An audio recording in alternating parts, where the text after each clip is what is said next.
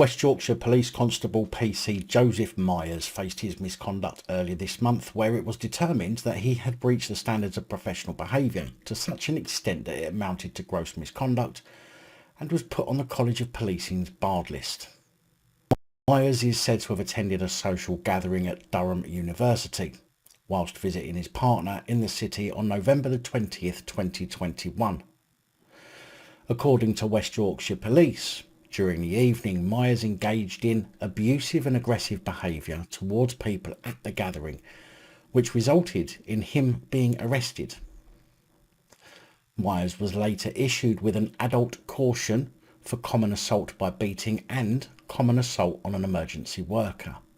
Now, can you imagine any of us getting an adult caution for beating on an emergency worker?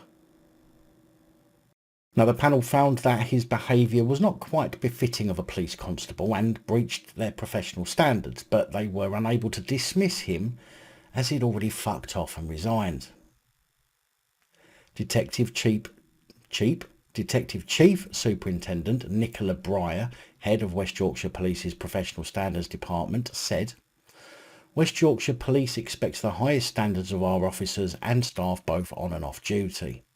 PC Myers accepted cautions for these off-duty assault offences and had tendered his resignation prior to this misconduct hearing. An independent, legally qualified chair has found that his breach of the standards of professional behaviour constituted gross misconduct, and he will now be added to the College of Policing's barred list. I suppose it's quite nice to see that the kind of people that have been getting employed in the police forces are so broken that they can't even contain themselves from abusing each other, instead of keeping their anger for when they deal with the public. It's always nice to see this kind of infighting in an organisation that's been conditioned to hire aggressive psychotics in order to instill fear and obedience in the public. It's kind of a bit like karma.